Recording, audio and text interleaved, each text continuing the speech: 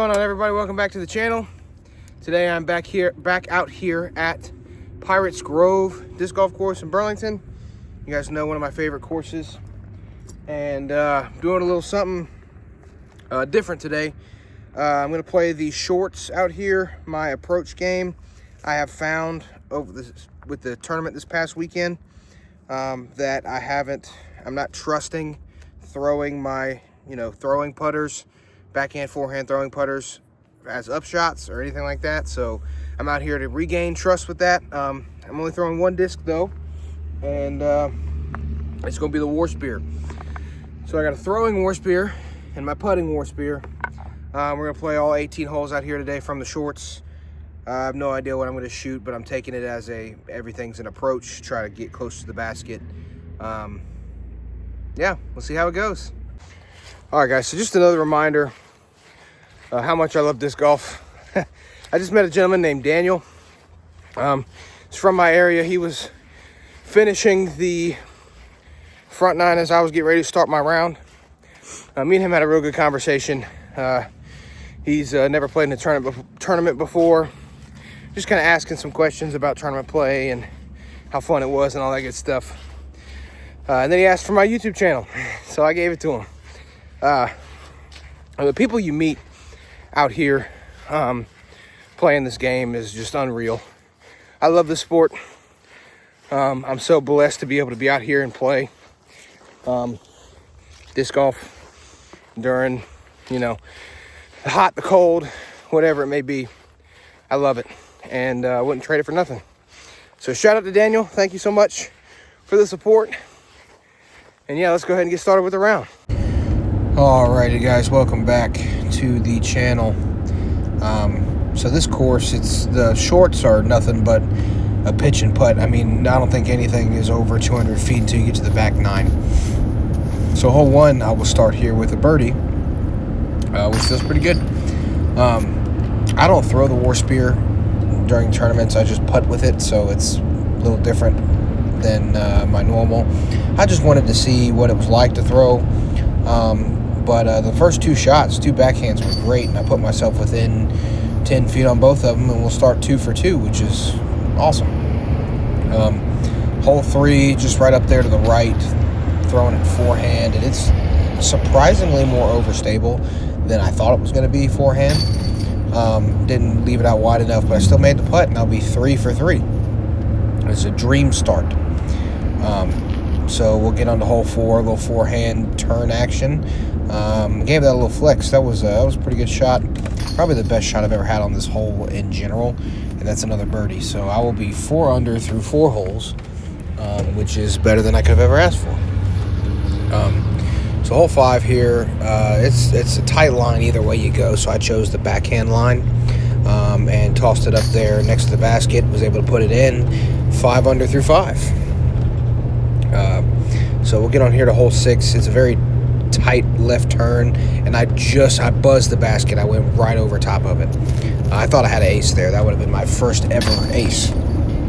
But I'll put in the putt and be 6 for 6. So hole 7, tried the flex, just a regular flex, and it kind of held the line. Luckily, I got a nice tree kick there. A little high on the putt, but I was able to put it in, and that makes us 7 for 7, which is absolutely insane. Hole 8, just up there to the left, taking a backhand route. I thought I left this really short, but when I walked up to it, I was parked somehow.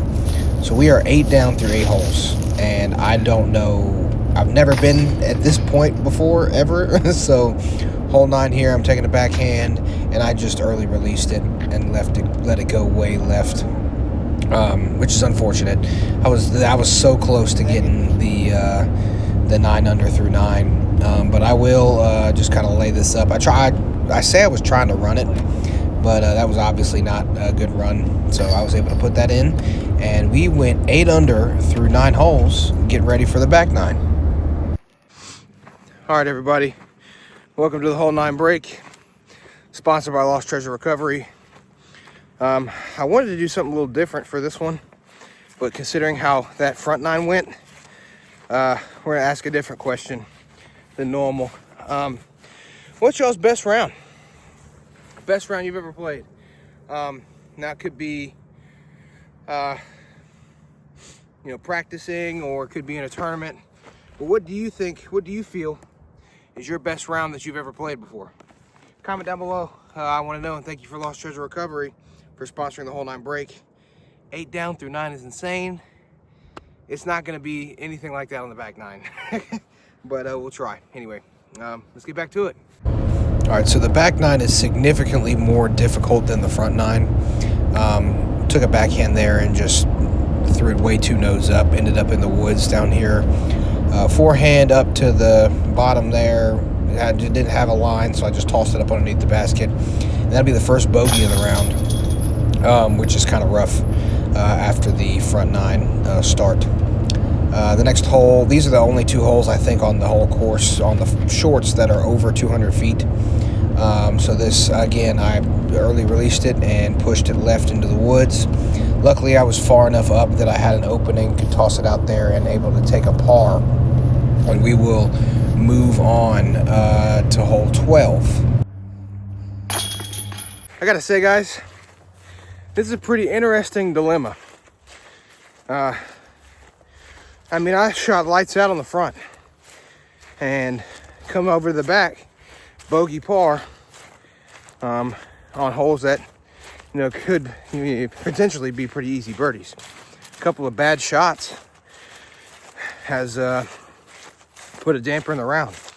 So the biggest question is something I've never really dealt with before, is how do I get back to playing that flow state disc golf I was playing in the first, you know, however many holes it was.